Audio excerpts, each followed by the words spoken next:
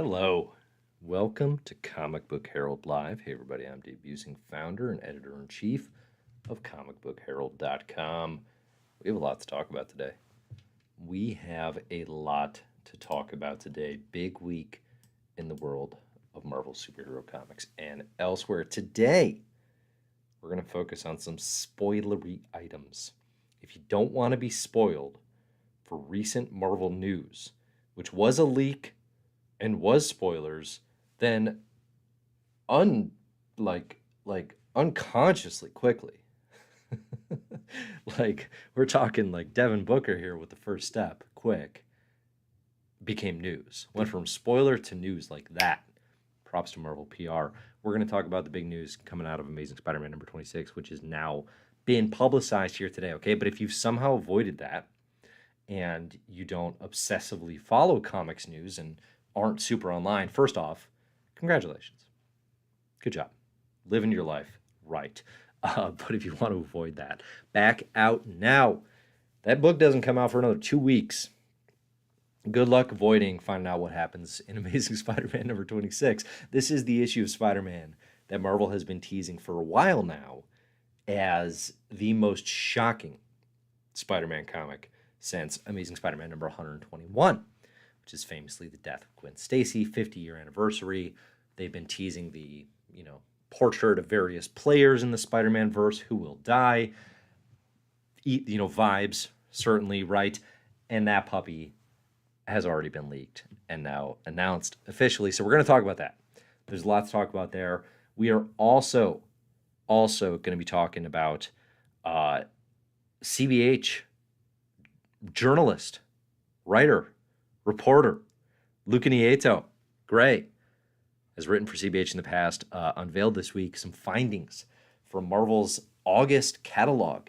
Somehow snooped them on their August previews. I have not seen this released anywhere else, but that officially announced a new Al Ewing title.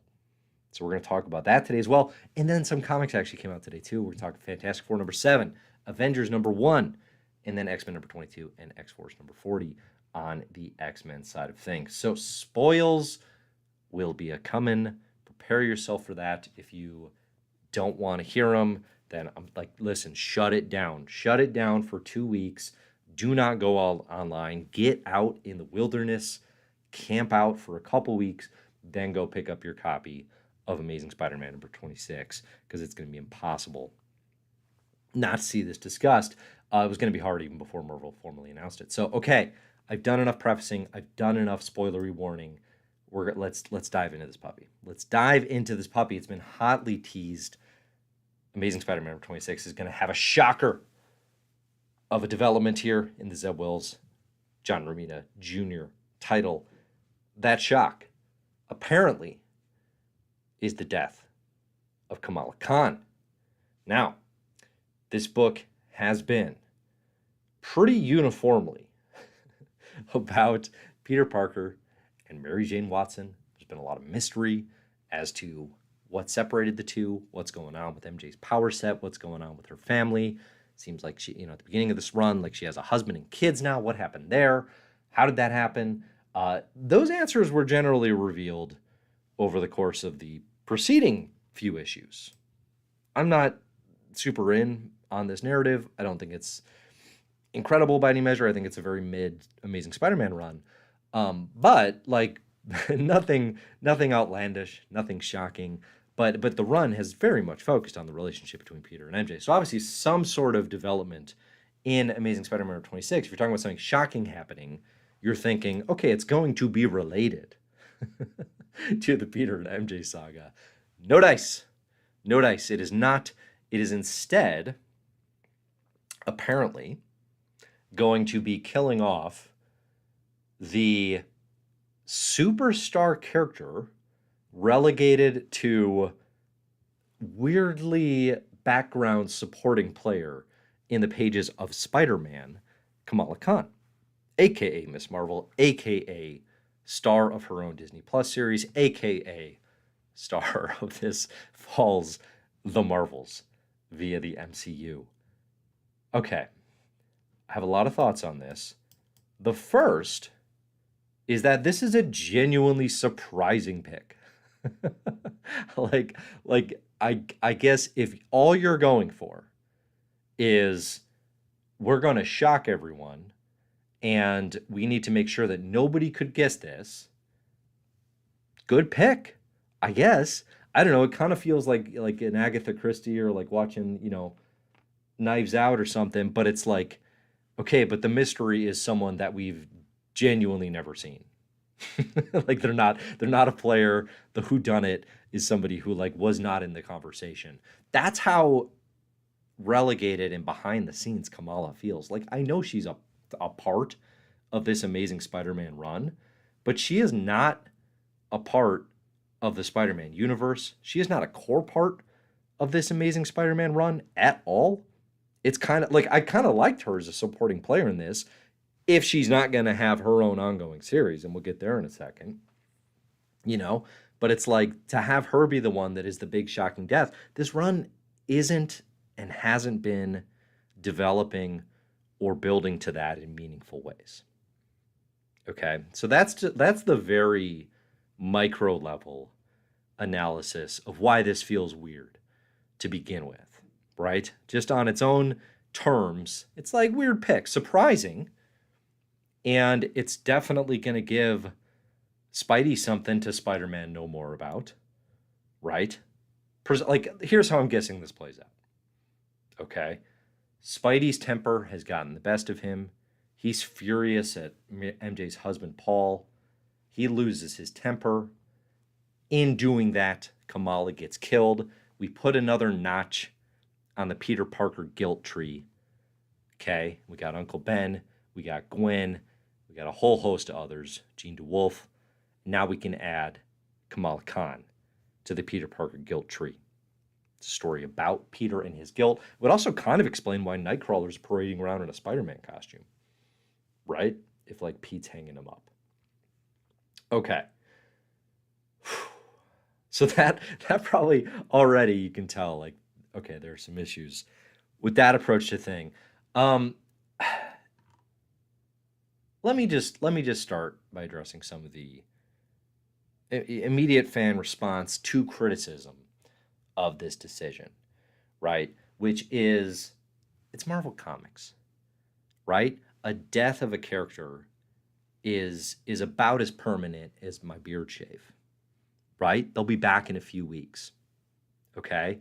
I just thought of that now. That's pretty good. That was pretty solid. They're coming back. We know that, right? Not only is Kamala going to come back, but it also, like, the first thing I think of when I see that she's going to die is, oh, she's going to get resurrected via Krakoan Resurrection. Feels like a no-brainer. We got Zeb Wells, played nicely in the X-Office and Hellions. This is, part of his concocted idea with Spider-Man editor Nick Lowe. Can't believe they're letting us get away with it type thing, in all these interviews. And, yeah, of course she's going to get resurrected on Krakoa at some point, around or near the movie. Okay, maybe even they'll resurrect her as a mutant, because that seems to be the direction the MCU is taking. So if you believe in the idea that Marvel Comics and the MCU have any kind of coherent synergy, which I don't think they really do, but if you actually wanted to establish that, okay, here's your chance. Fine, yes. Like, this is not my first comic. Thank you for explaining to me that when characters die in the Marvel Comics universe, they typically come back. That kind of doesn't make this suck any less, I don't think. And the reason it doesn't make it suck any less is a host of reasons, but one is just the macro context of the Kamala Khan journey in relation to what is going to happen where she is dying in another character's book as like a Robbie Robertson level supporting character. No shade to Robbie, he's great. But not a major player in this book. Marvel, predominantly excellent creators and editors like G. Willow Wilson and Adrian Alfona and Sonia Amanat and then Saladin and Ahmed put so much work into Kamala's rise as a superstar character with a compelling ongoing comic from 2014 to 2019. In my view, the best new teen hero since Peter Parker, certainly of the 2000s. And since 2018 and the start of Marvel Fresh Start, the C.B. Cebulski, editor-in-chief of Marvel administration, has completely squandered that. They have completely thrown away that work. Kamala went from fascinating solo star to joining the Avengers, to then joining the kids on the Champions, to in the Cebulski administration, a limited series also ran. This character doesn't get an ongoing, doesn't get a title, even with the Disney Plus show actively airing for 9 weeks or whatever. There's no Miss Marvel title since 2019. And then post-limited series runs, the character gets relegated to the background of Spider-Man comics. What is that? What is that?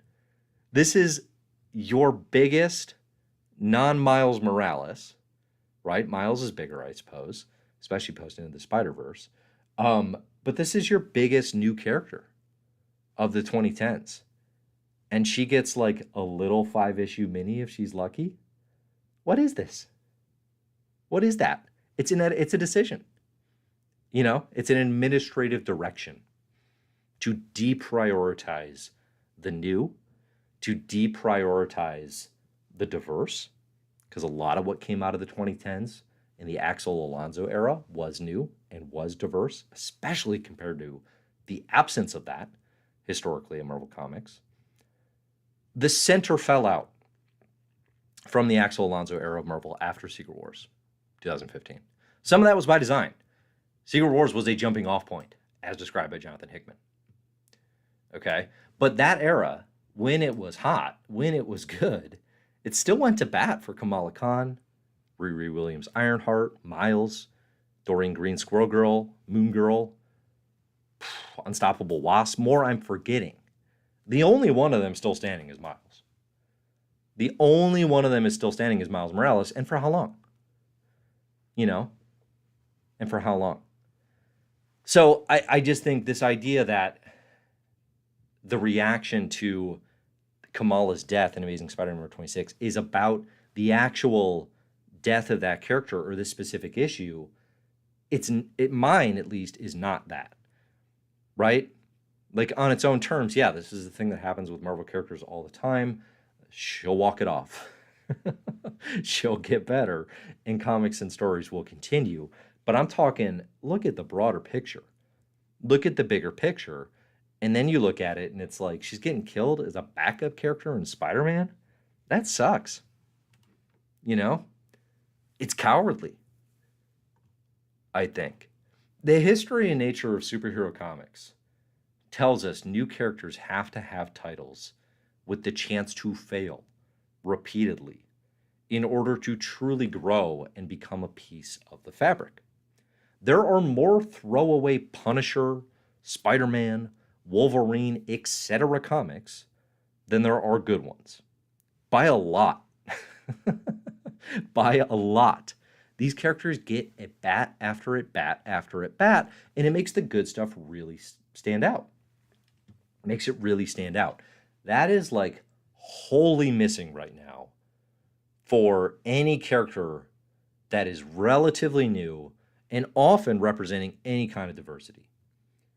That's the kind of character you are, Kamala Khan, Lunella Lafayette, Monica Rambeau, again, Squirrel Girl, where's Squirrel Girl, right? You're lucky to get a 5-issue series. And then the cycle feeds itself, you know, because this narrative becomes, well, these characters don't sell comics, which is fueled by increasingly scattershot opportunities and creators with no room to cook. How many 5-issue limited series have you read from Marvel recently where you said, they crushed it, give me more, and Marvel responded? When has that happened? Okay? Doesn't mean none of them are decent. Doesn't mean a 5-issue mini can't be good. It can. Al Ewing's Defenders 5 issues are often very interesting. It's an interesting creator, but that's also set within the context of all sorts of other comics that build and compile upon themselves. That's how this medium works. You know, unless you are very specifically setting out to do the Tom King, Mitch Gerads 12-issue limited series. You are writing for a contained story. Marvel doesn't have that. They don't have a black label.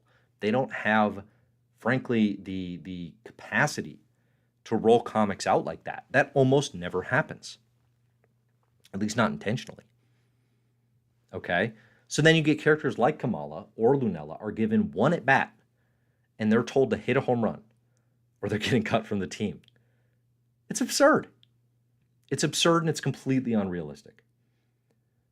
So, I mean, listen, this is a weird and bad decision. It really is. And regardless of course, the character will come back. Of course, hopefully it means resurrected. There's a new Miss Marvel series, interesting creators, right? All of that can be great. It doesn't change a poor editorial vision leading up to this for years now, and then this specific decision itself. So credit for picking a genuinely surprising shock, but definitely it just reeks of kind of just nasty cynicism, of the crassness of where marketing and comics intersect in the sort of grossest ways, you know, where it's like any attention is good attention, regardless of what we have to do to get it, right? It all just reeks. I want nothing to do with this comic. I mean, again, and I've seen some people like, oh, just wait till you read Amazing Spider-Man number 26. That will not change the preceding 5 years of background that I just described. You know what I mean? It's not about the structure and efficiency and effectiveness of Zeb Wells and John Romita Jr.'s storytelling in Amazing 26. It's not. They can write a fine issue. Like, I hope it's better than not. The character deserves that. So anyway, I don't get mad about characters dying in comics. I love Magneto. X-Men comics are unquestionably better when Magneto is a central part. I don't think there's any arguing that. Taking Magneto off the board in the Krakoa era, that hurts. That removes a lot of what you can do in X-Men comics. That said, the execution and death of that character in Judgment Day and X-Men Red is really good. And it also makes sense.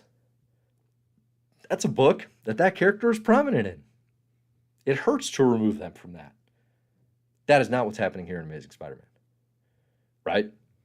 So, all right. That's where I wanted to start things. Big news this week. Obviously, I'm not a fan. I cannot see any reason why I would change my mind on the subject matter. But it's the sort of thing that Marvel does every few years that makes me just like want to wash my hands of the enterprise and just be like, man, superhero comics, they are asking you to think like an idiot so often. You know, so often. It's insulting to reader intelligence. It's insulting. It's probably genuinely offensive to a variety of people, you know, as far as like what this character represents for a Pakistani American superhero, right? I'm not even getting into that. I don't really have the capacity to speak to that well. Don't love it. Do not love it. You know, another thing to think about here too is I was thinking about this and announcing. I know Marvel probably didn't. Maybe they didn't intend to announce this. Maybe they didn't. I don't know. Either they leaked it themselves and they're playing some kind of Ozymandias game, or it got leaked and then they had to scatter and make it look like they wanted to announce it, which is probably what happened. But like a pre-announced death of is so hard to pull off in comics. I don't think it's worked for 15 years. I think the last time it worked, we're probably talking Ed Brubaker on Death of Captain America, which actually wasn't really announced until like that day. And Hickman's 3 arc in Fantastic Four was teased heavily ahead of time. My uncle spoiled that at like Christmas. like before the comic even came out. That was the death of well, I guess I won't say, maybe you haven't read it. No, it's been 15 years. Johnny Storm in FF. I would say that's the last time that like a pre-announced death of stories worked well. 15 years ago. You could maybe throw in Ultimate Spider-Man. Actually, is pretty effective. That was something we knew was going to happen. The arc was called Death of Spider-Man. I saw some people trying to rep for Death of Doctor Strange recently. I cannot get on board with that. I've liked Clea. I would say Death of Doctor Strange is the least of everything Jed McKay's done at Marvel, of which I like most of, right? So it's like, it's not like it's a catastrophic failure, but it's the least of everything he's done there. All right. Let's keep it moving. Get in your thoughts. Get in your questions. We'll talk about comics. Had to get that on my chest. Big news. It is. I mean, it's not like it's not a, significant player, I suppose. It's just not a significant player in Spider-Man comics.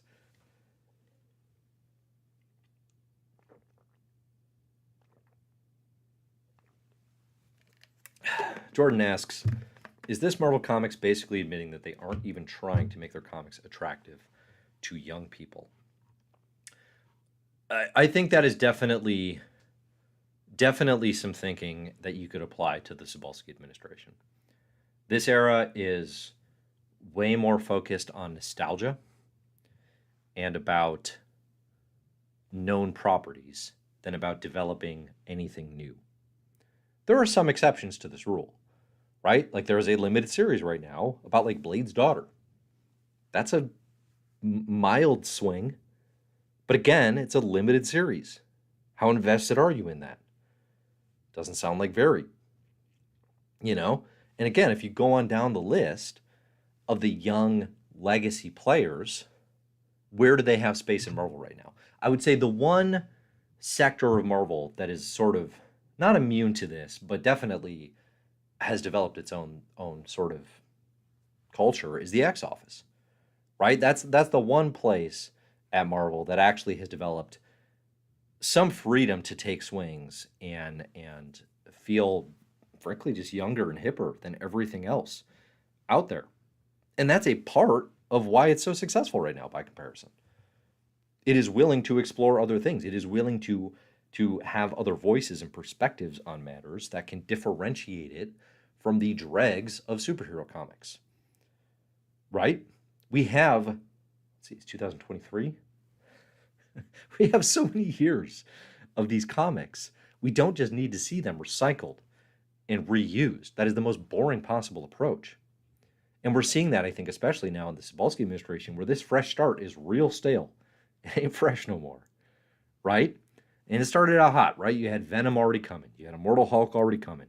You had the Hickman X-Men in the pipeline for years. Okay? Take those things away and then kind of put the X Office off in its corner. Like, Marvel is struggling outside of that. So they need some new good books. And, they're going to come in the form of a Ryan North written Fantastic Four. They're going to come in the form of a Jed McKay written Avengers. But it's like, that's not new. That's not for a younger audience. Anyway. Yeah, no, I think you're right. Like, Marvel doesn't, I think the big two struggle with this in general, but Marvel especially, they do not know how to write or market comics to a younger audience at all. They have literally outsourced their all ages comics to IDW. They have Scholastic basically running their graphic novel imprint, of which they are so far behind DC, it's not even funny. DC got out ahead of that and is actually having some success, and good for them. Right? Those books are immensely popular with kids. Okay? And Marvel's got some stuff going on TV. Spidey and His Amazing Friends, Moon Girl and Devil Dinosaur, which I've been raving about. Love it. There's some properties there, but then it's like, okay, cool. You love the Moon Girl show? What comics should you read? No answers. There are none. There are none to pick up. Congratulations. So anyway, that's a whole big thing. The other news, which is much better news, much more exciting news, that again, CBH contributor Luke Nieto Gray spotted Al Ewing, Immortal Thor coming. Immortal Thor. Did not see that coming. Definitely did not see that coming. Immortal Hulk being the previous Ewing book. That is an all-timer. That was so good. It was the rare superhero book that was like, and this can hold its own with non-superhero books. Immortal Thor promises to be that. It promises to be like, yeah, I'm writing my, kind of legacy title, the one that I'm most invested in. I'm looking forward to this. One of my first thoughts was definitely it makes me nervous for X-Men Red, and just like how long can Ewing, how thin can he spread himself, um, and like can he do Immortal Thor at the same time as being a major contributor to the X Office? Because if the X Office loses Ewing, whew, oh boy, we're in trouble. But purely on its face, very excited about this book. I'm definitely a direction Thor needed. Um, it's going to be one of the must-read Marvel books to come. So I'm looking forward to more from that. All right. Let's look at what's going on in the world of comics. I mentioned Fantastic Four and Avengers, both books that came out today. I loved Fantastic Four #7. A few of you were getting on me to catch up on Fantastic Four. I have done so. It is definitely one of my favorite Marvel books right now. I really like Ryan North just in general, but definitely a good fit for Fantastic Four. It's really nice too because every issue is relatively self-contained in kind of the best ways, and yet it all feels like it's building on itself. It is a very good Doctor Doom story today in Fantastic Four #7. You could pick up just this issue, honestly, with really no background and just from context clues, you'd be totally fine. And that's a skill that's hard to pull off. Highly recommend Fantastic Four #7 today. And Avengers #1 is the launch to the Jed MacKay era. It's very much a here's our team kind of book, which I do find kind of boring. But it ends with the cliffhanger that King the Conqueror is going to be involved. He's in trouble. He needs help. Jed MacKay has written the best King the Conqueror of like the last, I don't know, like 30 years in those timeless one-shots. So I'm very, very interested in seeing what the creator's going to do there. I like this Avengers roster, right? It's a classic team. Iron Man, Thor, Cap, Captain Marvel, Vision, Scarlet Witch, Black Panther. I'm looking forward to more from this run. I hope MacKay can pull it off. And obviously, and we're going to have a good piece on this on CBH coming out tomorrow. But, the post-Jason Enders Avengers experience, it got so unwieldy. And it's just such a mess for like 5 years now. So it'll be nice to have like an Avengers book that I'm actually interested in checking out for quite some time. All right, X books. What happened in the world of X-Men today? X-Men #22 came out today. I would say this is Jerry Duggan's, maybe his best X-Men comic. This was a good comic. Part of that, I think, is Josh Cassara's on it. You got Cassara with Marty Gracia, and it's just like fantastic looking book. That definitely helps. But I really like the focus here on the Orcus team. I wish we'd had more of this. I hope more of this continues in the build to Fall of X. Orcus is interesting. And that's one thing I think Duggan has done very well is build up an interesting leadership on Orcus. No one else has really done this. You open here with the first time we've seen Karima, a.k.a. Omega Sentinel, since the pages of Hickman's Inferno. And Karima here is making deals with horticulture. She references a Trojan horse in the mutant medicines. And at first I was like, oh, are we doing this? We saying mutants put a curse in their medicine this whole time? Nah, it's Orcus all along. They're actually poisoning Krakoan medicine, but it actually gives us some vision into, okay, what is Orcus doing that's going to set the stage for the Fall of X? And what they're doing right now is they're poisoning the Krakoan medicines, and they're building dissent, and they're winning in all the ways that aren't any kind of actual physical confrontation, right? You also have Orcus here offering mutant suppressing drugs from Dr. Stasis. This was the What's Orcus Up To comic we need from X-Men. I think Jerry Duggan's X-Men is at its best as the book telling us what this threat is doing and who they are and how the X-Men are responding. Because nothing else in the lineup is really doing that. And this book does it effectively. I appreciated that about it. We have Forge here also, like, offering to end homelessness. He wants to just give it away. Trying to build some mutant goodwill and kind of, like, it's a good Forge book, too. I like the addition of that character.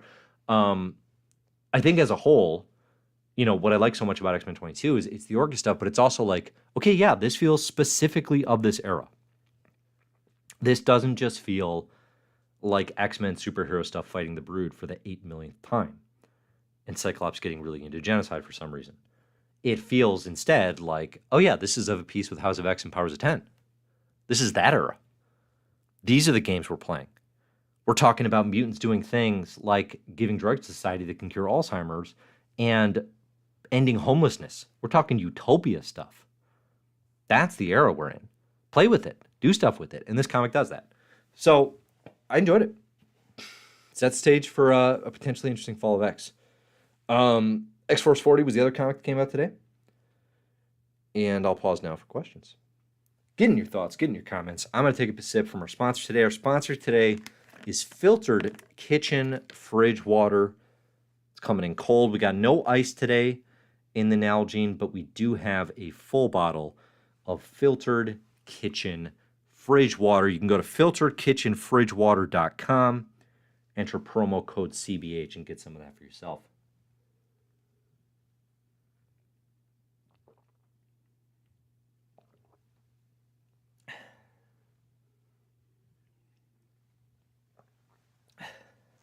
Let's see. Mary SC8 here says, how about a win for the X-Men?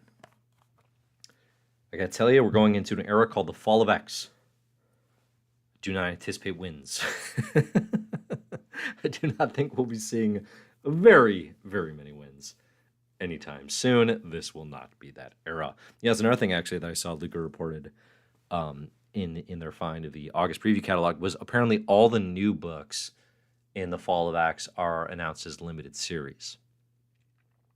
So, Realm of X, Alpha Flight, whatever the Nightcrawler Spider-Man one is, Friendly Neighborhood Nightcrawler, something like that. They're all going to be limited series, which is not surprising, but confirmation.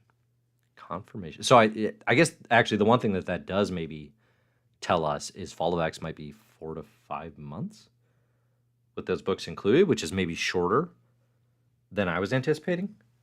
I guess that'd be the possible takeaway there. The one interesting thing that happened in X-Force number 40 today, as the wheels keep on spinning, Chronicler and Colossus lose their connection. When Colossus goes in a Quentin Quire portal that takes them out of reality, out of time, out of that dimension, I'm not sure exactly which.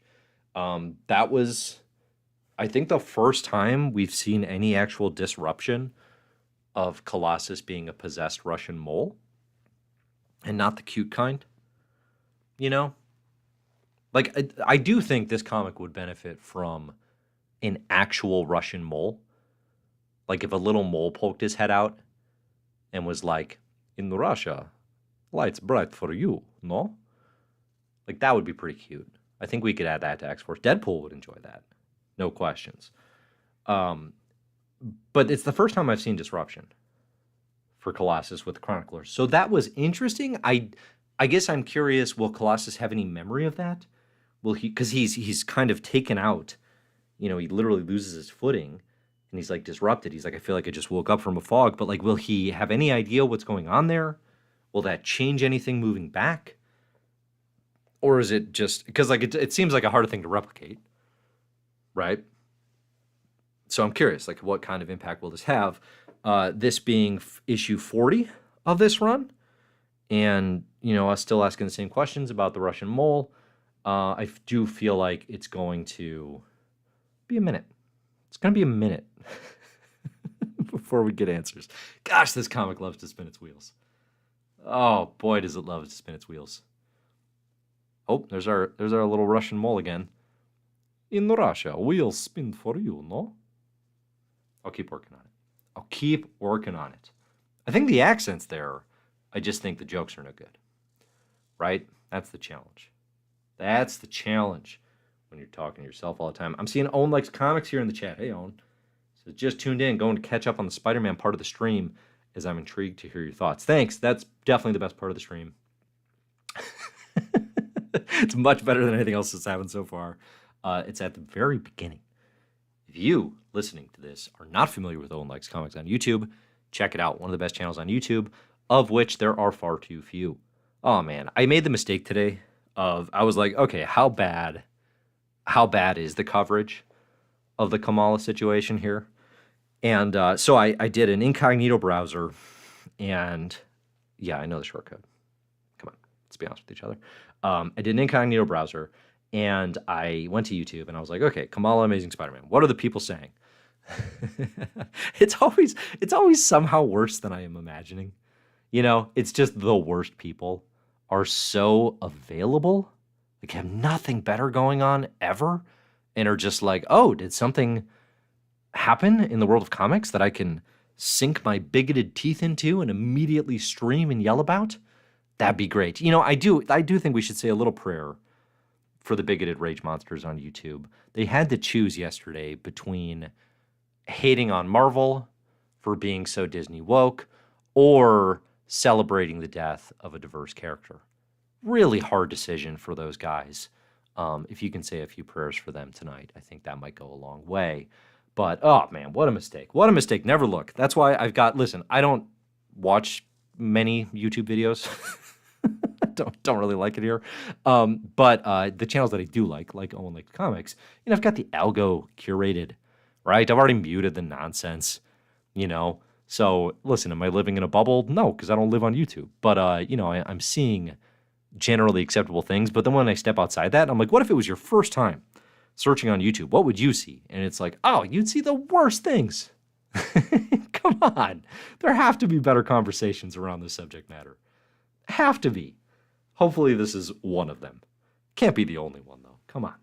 JJ's asking, did you speak about Fallen Friend already? I did. I spoke about our fallen friend. That's the very beginning of the stream. First, I don't know, 20 minutes. Y'all tell me. It felt long. Felt real long. Okay. I think that's basically everything I wanted to talk about. I think that's pretty much it. Record time. Very efficient today.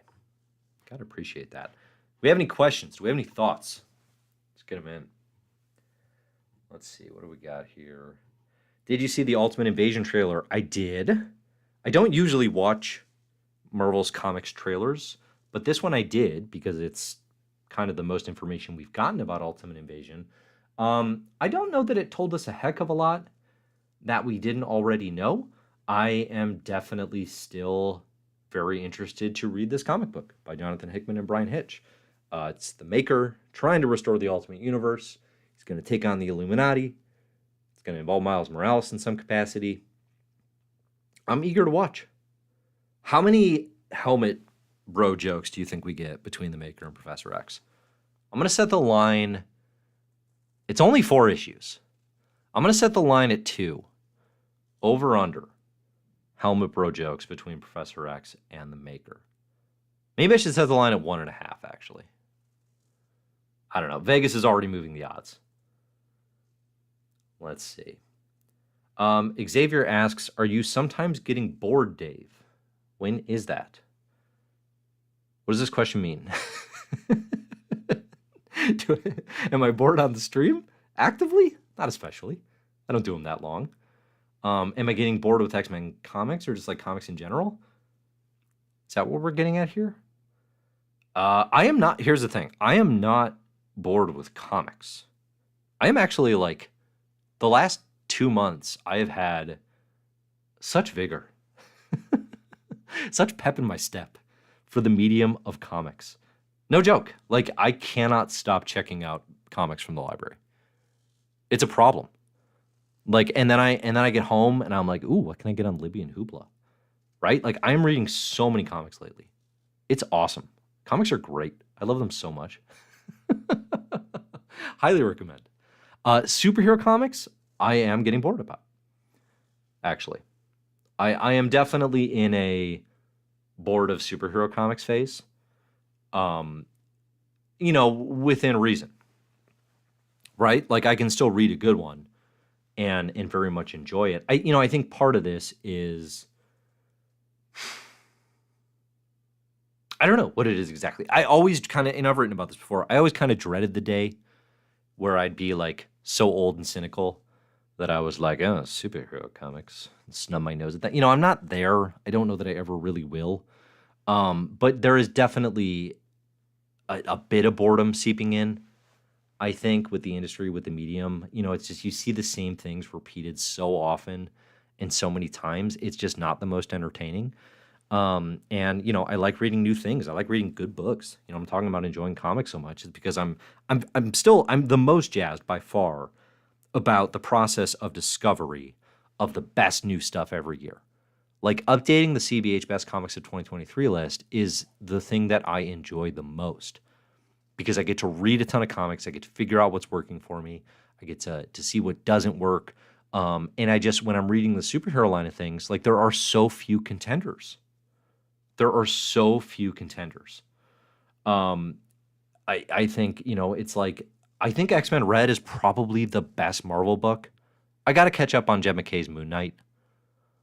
I think, you know, because maybe that could be in the conversation. But it's just like, I don't know, we had a stretch there where it was like Immortal X-Men and Hickman X-Men stuff. It was like, okay, these are hold their own classics in the making kind of runs. You know, the Venom and Kate Stegman stuff for a while before it kind of went off track. It definitely, you know, it was there. And right now part, you know, and then part of it too is like, okay, well, I'm not feeling it as much, so I'm not reading as many books in the Marvel line. So maybe if I was caught up on Captain America or whatever, I'd feel differently. But yeah, no, there's some boredom there. I think. And then DC, I'm very checked out on, unless it's like, you know, Black Label limited series type stuff. I'm trying to think, like, I have not read an ongoing DC book. I don't even know. I don't even know what that would have been. At some point, I'll read the Zdarsky Batman. You know? But yeah, so I think broadly, no. I think in terms of superhero stuff, yes. But, like, when it's good, I can get back into it pretty easily. Let's see. Mr. Berlin points out, glad the Fresh Start Part 1 guide is being updated. It's true. The Marvel Fresh Start reading order sat stagnant, got as stale as Fresh Start itself, but it has been updated. There's now a Part 2, courtesy of excellent CBH guide writer Nathan Payson. So there's a Part 1 that I've updated, and then Part 2 is Nathan's work going through the Marvel Universe. So if you want to read as much of the Fresh Start era as you possibly can, check out those guides on Comic Book Herald. Let's see. Can we get an X-Men prediction before you leave? Donald says. Well, I mean, I already predicted that Kamala will be resurrected via Krakoan protocols. That's going to happen. I think, will she be a mutant? I mean, I kind of hope not. I don't know. I won't get real up in arms about it, but I do like having a Marvel universe with characters who aren't all just mutants. You know, and I think it's hard for a character to enter the X space if they weren't already a part of that conversation and that legacy, and not just kind of get sucked up and vacuumed up in the room. You know, like there's a lot of players vying for space in the world of X-Men comics. I think Kamala Khan is better suited to have her own space, a la Spider-Man. You know, so I won't be like furious about it if it happens, but I don't wish it. I wouldn't say. Other X-Men predictions. Let's see what happened in X-Men 22 that was interesting. Orcus is poisoning Krakoan medicine. They are like detransitioning mutants in what felt like a very pointed metaphor, I thought, for trans individuals and kind of some of the kind of grotesque policies that are out there right now around that. What's going to happen? What's going to happen in the fall of X? I think Forge's utopian ideals are definitely going to get upended. They are not going to get executed. The leadership is way too fractured right now to do that. I guess here's one, and maybe I've talked about it before, but okay, Fall of X. Krakoa. So Orcus can get into Krakoa incredibly easy right now. They've got like Nimrod's astral plane hack in Legion of X. They just got a database from Horticulture. Now they can use that for the Krakoan gates. The Krakoan civilization, as we know it, is going to get totally destroyed. I mean, it is going to get absolutely wrecked. That said, Krakoa is a sentient island.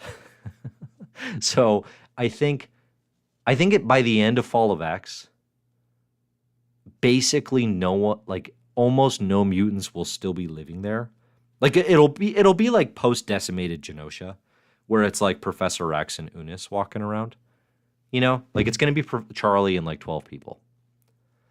And eventually Krakoa will get repopulated and it will not be Charlie at the head of it, but it will definitely it will come back. But I think for a while we're just going to see like nobody on Krakoa.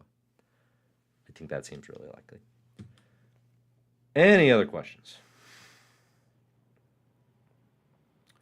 Let's see, Brandon says, thanks for the analysis. Thank you for joining. Appreciate it. Anything else? Dominic says, we must discuss how Storm seems to be running the show. Must we? seemed pretty clear in X-Men Red. I mean, I think the counter to the idea that Storm is running the show is that Mother Righteous has Storm in her pocket because Storm thanked her somehow. However the heck Mother Righteous works. But otherwise, I mean, it makes sense that, I mean, Storm has knowledge of Araka that no one else on Krakoa has. She is among the very few Omega levels left. Is she the only Omega level left on the Quiet Council? Very possible I'm forgetting something, but I feel like she is. So, I mean, it makes sense that she'd be running the show, frankly. She's also the only one who didn't F up in Sins of Sinister. That counts for something. They all saw how that played out. Questions here at the end. All right, we're going to start talking basketball. Let's watch these numbers drop, baby. Did you watch Lakers Nuggets? I did. I stayed up late. Oh, these West Coast games are killing me. Love how that game played out. I'm pretty pro LeBron at this point, actually. Definitely as a Bulls fan. Like, there was that D Rose versus the Heat stretch where I was very anti-LeBron in the Heat. Just rooting against him. Like, nothing against personally. But I guess I'm kind of rooting for the Nuggets. I think ultimately, it would be, I think given how good Jokic is and how a lot of people don't seem to kind of have grasped that or have seen him play in these type of games, it'd be nice to see him actually get a title to kind of back up and validate the MVPs, especially after the way this year just got kind of nasty. And LeBron's already got one. Lakers already have some. But the Lakers, this is a fun Lakers team to watch. Austin Reeves stepping in, Hachimura shooting well. Listen, I'm furious the Celtics got the flippin' 10-seed Heat as their path to the NBA Finals. Boston has had more than their fair share of sports success over the course of my life. So I'm pretty upset about that. I'm not a Philly fan, but at least it would have been something new. That said, I love Jimmy Buckets. I love that he carried this Heat team here against all odds. Especially love that he destroyed Milwaukee. So listen, if the Heat can make it to the finals, I will buy a Jimmy Butler Heat jersey. I guess. Maybe more. Maybe I'll get his face tattooed somewhere. You get to pick, audience. No, I'm not doing that. But yeah, anyway, rooting for the Heat, big time. But it's kind of hard to imagine them actually beating the Celtics. Okay, final question. Xavier asks, if you could take a writer from not Hero Comics and put it on an X title, who would that be and why? Okay. A lot of possible picks here. Certainly. It is a little hard to find folks who are not doing any superhero work. Who would I pick? I'm always saying Marjorie Liu of Monstrous fame because she's already done good X-Men comics. Coming back and writing an X-Men book, I think would be a great fit. So that always makes a lot of sense. Honestly, it's weird to me that they haven't called and requested she do that, frankly. Who else from good comics this year? Let's see. Comics of 2023. Who do I got? I think Alex Pognadal, who did some X-Men Unlimited stuff, did a really good Cypher book. There was... what was the other one he did? I can't remember now, but I think he'd be a great fit in the X Office. Ooh, Marvelous L suggests Stan Sakai. That'd be a great pick. Stan Sakai of Usagi Yojimbo fame. Currently doing a Usagi Yojimbo Ninja Turtles book, which is just pure, like, childlike joy. Stan Sakai would be awesome. Who would you want to see Stan Sakai doing? I feel like a Stan Sakai New Mutants would be really good. I think his Warlock could be a blast. Like a Stan Sakai... Honestly, actually, if you gave Stan Sakai the Peach Momoko Demon Days deal and just let him do his own thing in the Marvel Universe and the X-Men universe, I feel like that'd be awesome. Who else that isn't doing X stuff right now? You know who actually I think would return and would do a much better job with X-Men now than they did when they had the chance and cared to have the chance would be Matt Fraction. I feel like Matt Fraction would do X-Men, whatever version of it that they wanted to now, in such a like fascinating way. Like I would buy that book in absolutely a heartbeat. I think that'd be incredible. All right, final selection. Just scrolling through my best comics of 2023 list to see what I've been loving lately. I wouldn't bring back Brubaker for it. He's good. We're good there. John Allison of Giant Days, and now the Great British Bump Off. John Allison would do a very good Krakoa era X-Men book. Slice of life comedy. Don't get a lot of that in the X-Men right now. I think that would work incredibly well. All right. Thank you for the questions, everybody. Thanks for joining live. Really appreciate it. Again, if you're listening and you want to hear my thoughts on Fallen Friend, it's the beginning of the stream. Otherwise, I think we're calling it. I think we're doing it. Thanks, everybody, for joining.